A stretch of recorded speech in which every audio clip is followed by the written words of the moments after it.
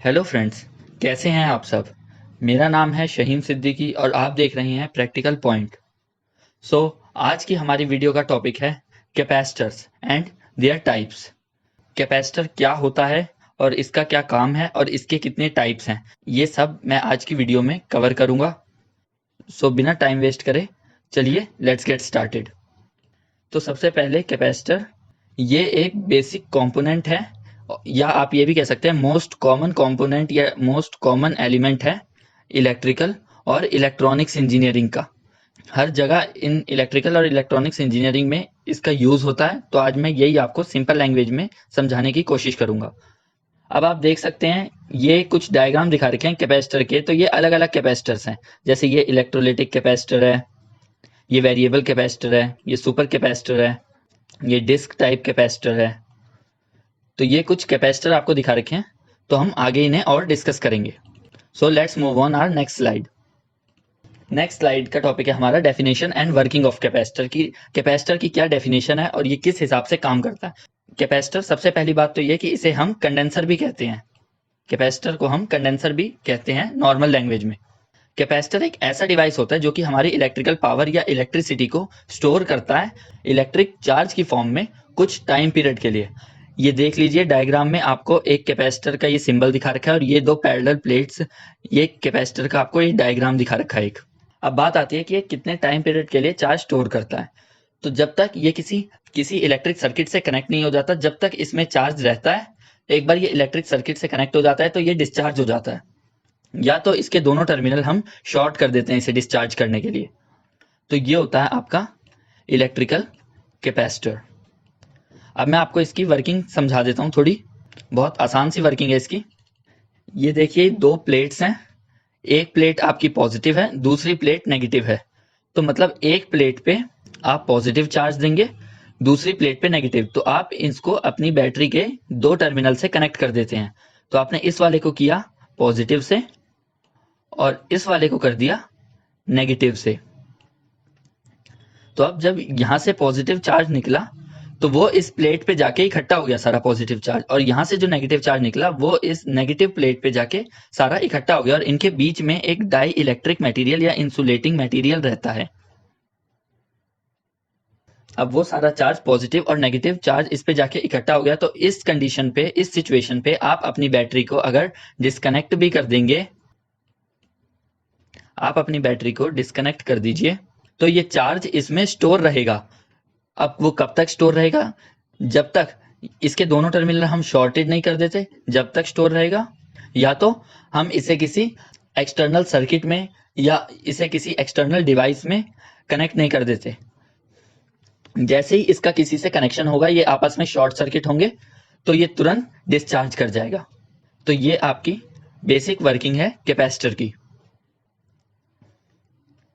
इस पॉइंट में यही बात मैंने लिख के समझाई हुई है, तो आप इसे भी पढ़ सकते हैं। अब बात आती है टाइप्स ऑफ कैपेसिटर्स की। कैपेसिटर हमारे बेसिकली दो टाइप के होते हैं, fixed capacitor and variable capacitor. अब फिक्स्ड कैपेसिटर कौन से कैपेसिटर होते हैं? जिनकी वैल्यू ऑफ कैपेसिटेंस या जिनकी कैपेसिटेंस की वैल्यू हमेशा फिक्स रहती है, वो हम एडजस्ट नहीं कर सकते या उसे हम चेंज नहीं कर सकते। वो पीछे से जितनी वैल्यू के कंस्ट्रक्टेड होके आते हैं, हम उसे उतनी ही वैल्यू पे यूज करते हैं। अगर उसकी वैल्यू उस हिसाब से एक्सीड करेंगे, अगर हम उसकी कैपेसिटेंस की वैल्यू या उसमें ज्यादा वोल्टेज हम देंगे, तो वो एक्सप्लोड कर जाएंगे, फूक जाएंगे। अब फिक्स कैपेसिटर हमारे डाई इलेक्ट्रिक मटेरियल के हिसाब से, इंसुलेटिंग मटेरियल के हिसाब से अलग अलग टाइप के होते हैं, क्योंकि इसमें हम बहुत सारे इंसुलेटिंग मटेरियल यूज करते हैं, जैसे कि पेपर, ऑयल, माइका, इलेक्ट्रोलाइट। तो ये सब आपके फिक्स्ड कैपेसिटर के अंदर आते हैं। यहाँ मैंने कुछ टाइप्स बताए भी हुए हैं, जैसे कि सिरेमिक कैपेसिटर, इसमें डाइलेक्ट्रिक मटेरियल सिरेमिक होता है। दूसरा इलेक्ट्रोलिटिक कैपेसिटर, इसमें dielectric material electrolyte soaked paper होता है।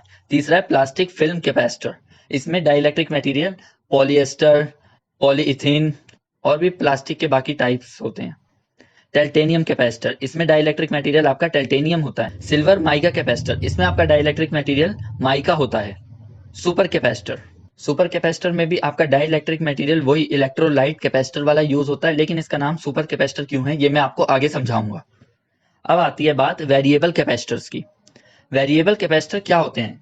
जिनकी कैपेसिटेंस की वैल्यू हम वेरी कर सकते हैं, अपने हिसाब से एडजस्ट कर सकते हैं, अपनी एप्लीकेशंस के हिसाब से, अलग अलग एप्लीकेशंस के हिसाब से हम इनकी वैल्यूज को एडजस्ट कर सकते हैं। और ये दिखने में कुछ ऐसे होते हैं। ये आपके वेरिएबल कैपेसिटर का डायग्राम है, जिसमें ये आपका आगे जो है ये एडजस्टेबल नॉट है और इनकी रेंज होती है 10 पिकोफैरड से 500 पिकोफैरड के बीच में होती है। मतलब ये इनके बीच में ही काम करते हैं।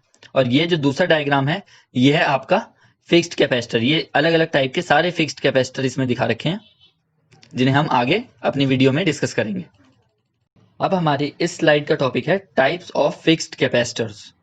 जैसा कि मैंने अभी आपको ऊपर बताए थे बहुत सारे टाइप्स फिक्स्ड कैपेसिटर को, अब हम इन स्लाइड्स में अपने वही टाइप्स को डिस्कस करेंगे, थोड़ा एक्सप्लेन करेंगे, थोड़ा इनके बारे में सीखेंगे कि ये क्या होते हैं। सबसे फर्स्ट है आपका सिरेमिक कैपेसिटर। सिरेमिक कैपेसिटर में आपका dielectric material ceramic used होता है। हम सिरेमिक मटेरियल क्यों यूज करते हैं? क्योंकि इसकी बहुत सारी प्रॉपर्टीज बहुत अच्छी होती हैं, जैसे कि लो लॉस फैक्टर, इसका लॉस फैक्टर बहुत कम होता है और ये हमें एक अच्छे लेवल की स्टेबिलिटी प्रोवाइड करता है। किसी भी इंस्ट्रूमेंट में या किसी भी सर्किट में जब इन कैपेसिटर्स को इंस्टॉल करते हैं तो उसकी स्टेबिलिटी हमें काफी अच्छी मिल जाती है। अब इसकी रेंज ऑफ कैपेसिटेंस किस हिसाब से है कि ये कुछ पिकोहर्ट्ज से 0.1 माइक्रोहर्ट्ज तक है। अब हम डिस्क टाइप, ये जो दिखा रखे हैं ये ब्लू वाले जो हैं और ये ऑरेंज वाले जो हैं ये हैं आपके डिस्क टाइप।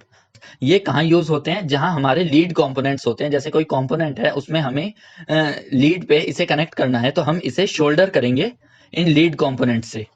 अब इन कैपेसिटर को हम इसके अलावा और भी बहुत सारी एप्लीकेशंस में यूज करते हैं, जैसे कि coupling and decoupling of any circuit या इंस्ट्रूमेंट्स। कपलिंग डीकपलिंग में हम इन्हें यूज करते हैं। अब चलते हैं अपनी नेक्स्ट स्लाइड पे।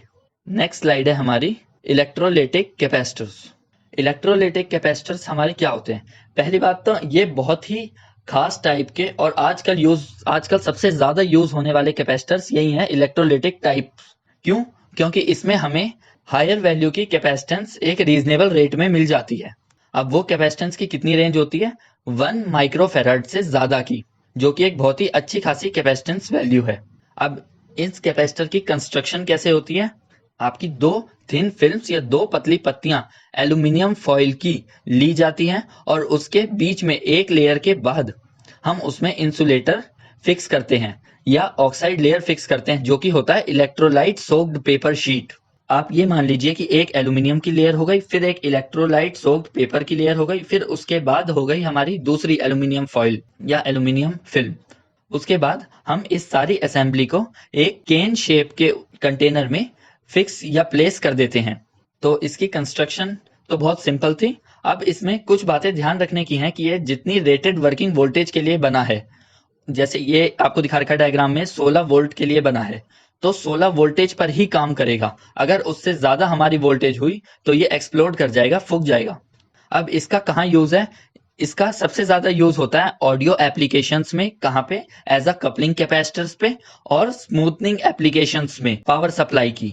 स्मूथनिंग एप्लीकेशंस जैसे एसी टू डीसी बनाते हैं हम फिल्टर सर्किट की मदद से, जिसमें आपके डायोड्स और कैपेसिटर इंस्टॉल होता है। डायोड आपका क्या करता है? एसी टू डीसी कन्वर्ट करता है, लेकिन वो डीसी आपकी प्योर डीसी नहीं होती, उसमें कुछ एसी कंपोनेंट रह जाते हैं। तो वो ये कैपेसिटर उन एसी कंपोनेंट्स को ब्लॉक करता है और डीसी बाईपास करता है, ताकि आपके आगे फर्दर सर्किट को प्योर डीसी मिल सके। अब ये हाई फ्रीक्वेंसी पे काम नहीं करता, इसके लिए एक फ्रीक्वेंसी रेंज बना रखी है 50 टू 100 किलोहर्ट्ज। ये खाली इन्हीं फ्रीक्वेंसीज पे काम करता है। इससे ज्यादा अगर हमारी फ्रीक्वेंसी गई तो ये काम नहीं करेगा। और ये डायग्राम में आप देख रहे होंगे कि ये 4700 माइक्रोफैराड का है। अब चलते हैं अपनी नेक्स्ट स्लाइड पे। ये हमारा प्लास्टिक फिल्म कैपेसिटर। अब ये नाम से ही पता चल रहा है कि इसमें डाई इलेक्ट्रिक मटेरियल हमारी प्लास्टिक यूज हुई है, लेकिन ये बेसिकली 2 टाइप के होते हैं, या आप इन्हें ये कह सकते हैं कि इनकी कंस्ट्रक्शन हम 2 तरीकों से करते हैं।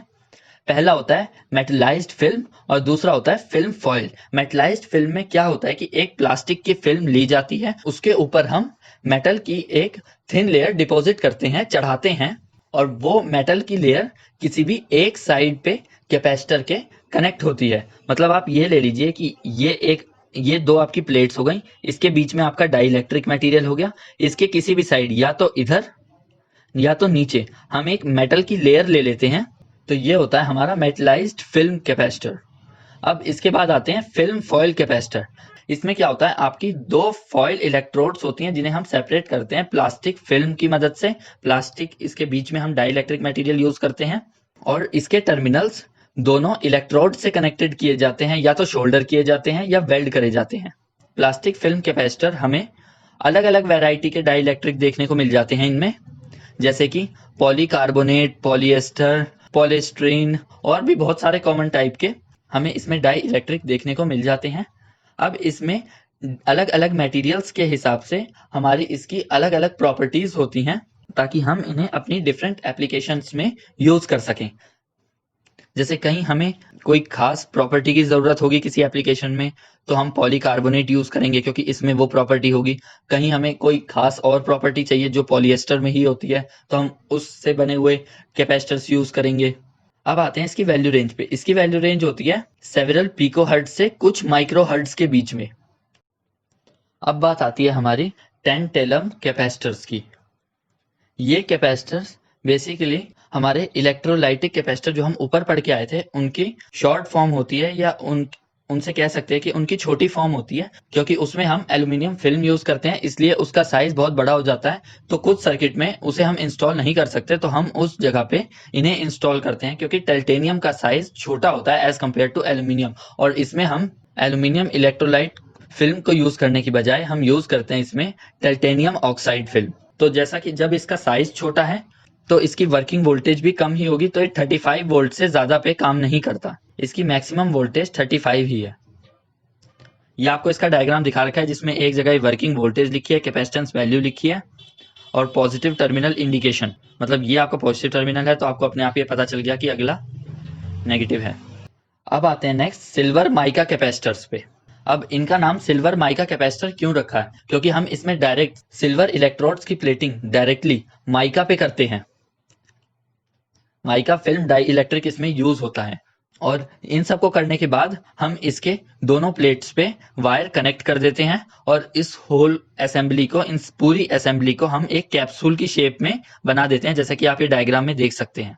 और इसकी रेंज आपकी होती है फ्यू पिको फेराड्स तक, मतलब कुछ पिको फेराड्स तक, अप टू 2 और 3000 पिको फेराड, मतलब कुछ पिको फेराड से स्टार्ट होती है और 2 और 3000 पिको फेराड हम इसकी वैल्यू यहाँ तक ले जा सकते हैं।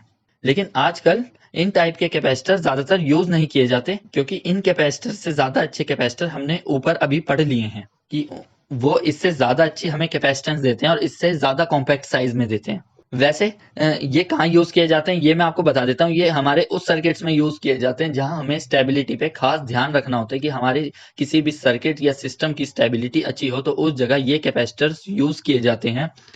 और दूसरा, जहां लो लॉस हो, लो लॉस फैक्टर हो हमारा। अब ज्यादातर हम इन्हें कहाँ यूज करते हैं, हम इन्हें ट्यून्ड एलिमेंट्स में यूज करते हैं, जैसे कि ऑसिलेटर, फिल्टर्स। अब बात आती है सुपर कैपेसिटर्स की।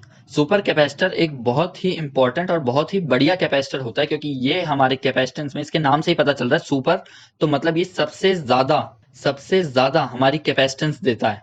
अब वो कितनी देता है कि 1 फेराड, जैसा कि हमने अपनी पिछली वीडियो में, कैपेसिटेंस वाली वीडियो में पढ़ा था कि कैपेसिटेंस की जब भी बात होती है तो हम फेराड को नहीं लेते, क्योंकि वो बहुत ही बड़ी यूनिट होती है। हम माइक्रो फेराड, मिली फेराड, पिको फेराड का यूज करते हैं, लेकिन ये कैपेसिटर हमें 1 फेराड या उससे ज्यादा तक की रेंज देता है कैपेसिटेंस की। तो ये बहुत इंपॉर्टेंट बात है। और दूसरी, सुपर कैपेसिटर कहाँ यूज किया जाता है, सुपर कैपेसिटर आपका मेमोरी होल्ड अप डिवाइसेस या मेमोरी होल्ड अप इंस्ट्रूमेंट्स में यूज किया जाता है, जैसे कि आपका डिजिटल वोल्ट मीटर हो गया, यूपीएस सिस्टम हो गया पीसी में। अब ये मेमोरी होल्ड अप डिवाइस में कैसे काम करता है कि जब हमारी पावर सप्लाई किसी वजह से कट ऑफ हो जाती है या हटा दी जाती है, तो उस सिचुएशन में ये कैपेसिटर अपने अंदर की वोल्टेज और करंट हमारी मेमोरी तक पहुंचाता है, ताकि मेमोरी में जो डाटा है, हम ताकि उस डाटा को सेव कर सकें आगे बाद में उस डाटा पे वर्क करने के लिए। तो इस हिसाब से हमारा सुपर कैपेसिटर काम करता है। अब आपको पता ही चल गया होगा इसका साइज इतना बड़ा क्यों होता है, क्योंकि ये हमारा कुछ टाइम तक मेमोरी को इसे वोल्टेज और करंट दोनों प्रोवाइड कराने होते हैं, ताकि हमारा जो डाटा मेमोरी के अंदर है वो कुछ टाइम तक, इतने टाइम तक रह सके कि हम उसे कहीं स्टोर कर सकें, कहीं सेव कर सकें, बाद में जब हमारी सप्लाई रिस्टोर हो जाएगी तब उस पर वर्क करने के लिए। लेकिन ये कैपेसिटर इसी के साथ कुछ सर्किट्स में जो हमारे छोटे सर्किट्स होते हैं उसमें इंस्टॉल नहीं कर सकते, क्योंकि ये बहुत बड़े होते हैं, इनका बहुत लार्ज साइज होता है और इनका फ्रीक्वेंसी रिस्पॉन्स भी बहुत लिमिटेड होता है। तो ये हो गया आपका सुपर कैपेसिटर। नेक्स्ट, ये आपका वही है, रेंजेस के हिसाब से एक रेंज चार्ट बना दिया है मैंने सबका, कि कौन सा कैपेसिटर आपको कितनी कितनी रेंज प्रोवाइड करता है। जैसे कि सुपर कैपेसिटर आपको 1 फेराड या उससे ज्यादा तक देता है। एल्यूमिनियम इलेक्ट्रोलाइट कैपेसिटर आपको 1 फेराड से कम देता है, लेकिन 1 माइक्रो फेराड से ज्यादा देता है। और टाइटेनियम कैपेसिटर आपकी 1 मिली फेराड से ज्यादा देता है थोड़ी, और 1 माइक्रो फेराड से कम देता है। इसके बीच में इसकी रेंज रहती है। प्लास्टिक फिल्म कैपेसिटर की रेंज आपकी 1 मिली फेराड से कम रहती है, लेकिन 1 पिको फेराड से ज्यादा रहती है। और सिरेमिक कैपेसिटर की मैक्सिमम कैपेसिटेंस आपकी जाती है 1 माइक्रो फेराड तक, और मिनिमम वैल्यू जाती है आपकी 1 पिको फेराड तक। सो फ्रेंड्स, आज की वीडियो में बस इतना ही। आई होप आपको आज की वीडियो समझ आ गई होगी। आज हमने बहुत ही आसान सा टॉपिक कवर किया इस वीडियो में, कैपेसिटर और उसके टाइप्स। हमने उसमें कैपेसिटर की डेफिनेशन, वो कैसे काम करता है, ये सब सीखा। और उसके बाद आगे हमारे कैपेसिटर के कितने टाइप्स होते हैं, फिक्स और वेरिएबल टाइप, जिसमें हमने फिक्स टाइप के और भी डाई इलेक्ट्रिक मटेरियल के हिसाब से उसके बाकी टाइप्स भी डिस्कस करे। सो फ्रेंड्स, आई होप आपको आज की वीडियो अच्छी लगी होगी। अगर आपको आज की वीडियो पसंद आई तो इसे लाइक कर देना, अपने सभी फ्रेंड्स के साथ शेयर कर देना, और मेरे चैनल को सब्सक्राइब कर देना। और वो बेल आइकन है उसे भी प्रेस कर दो, ताकि आपको सबसे पहले नोटिफिकेशन मिल जाए। Till then, stay home, stay safe, thank you.